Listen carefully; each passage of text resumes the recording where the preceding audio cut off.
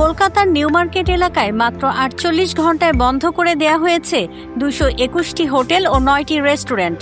অগ্নি নিরাপত্তা বিধি না মানায় প্রশাসনের এই অভিযানে বিপাকে পড়েছেন হাজার হাজার বাংলাদেশি পর্যটক। মির্জা গালিব স্ট্রিটের শিখা ইন হোটেলে ভয়াবহ আগুনে ৯ জনের মৃত্যুর পর কলকাতা প্রশাসন হোটেলগুলোর নিরাপত্তা ব্যবস্থা খতিয়ে দেখতে অভিযান শুরু করে। বন্ধ করা হোটেলগুলোর অনেকেরই ছিল না ফায়ার লাইসেন্স, ফায়ার অডিট, অগ্নি নির্বাপন ব্যবস্থা কিংবা জরুরি সিঁড়ি। কোথাও কোথাও বিচ্ছিন্ন করা হয়েছে বিদ্যুৎ সংযোগও। কলকাতায় বর্তমানে প্রায় ১১,০০০ বাংলাদেশি পর্যটক অবস্থান করছেন। এর মধ্যে প্রায় ৭,০০০ই রয়েছেন নিউ মার্কেট এলাকায়।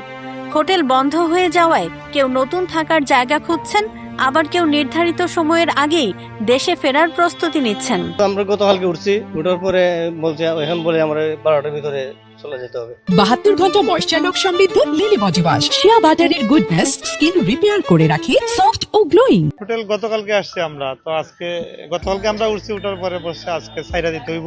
হোটেল ছেড়ে দিয়া আর একখানে যাবো, চিকিৎসা করবো, কোথায় যাবো, কিভাবে যাবো, ব্যাগ ট্যাগ লিয়া খুব টেনশনে আছি।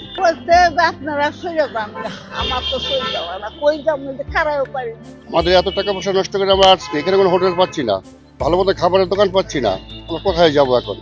এদেশের সরকারের কাছে আমাদের একটা অনুরোধ, আমাদের বাংলাদেশে যারা আসছে চিকিৎসা করার জন্য, যারা বেড়াইতে আসছে তাদেরকে একটু ছাড় দেওয়া হোক। নতুন হোটেল পেলেও বেড়েছে ভাড়া।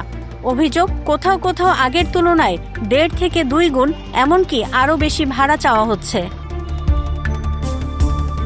ব্যবসায়ীদের দাবি, হোটেল বন্ধের এই পরিস্থিতি কলকাতার পর্যটন নির্ভর ব্যবসায় বড় ধাক্কা দিচ্ছে। তবে প্রশাসনের অবস্থান স্পষ্ট, পর্যটকদের নিরাপত্তার সঙ্গে কোনো আপোষ নয়। অগ্নি নিরাপত্তা বিধি না মানা হোটেলের বিরুদ্ধে অভিযান চলবে।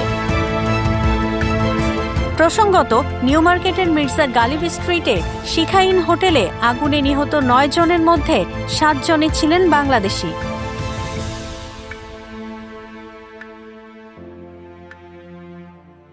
৭২ ঘন্টা ময়েশ্চার লক সমৃদ্ধ লিলি বডি ওয়াশ, শিয়া বাটারের গুডনেস স্কিন রিপেয়ার করে রাখে সফট ও গ্লোয়িং।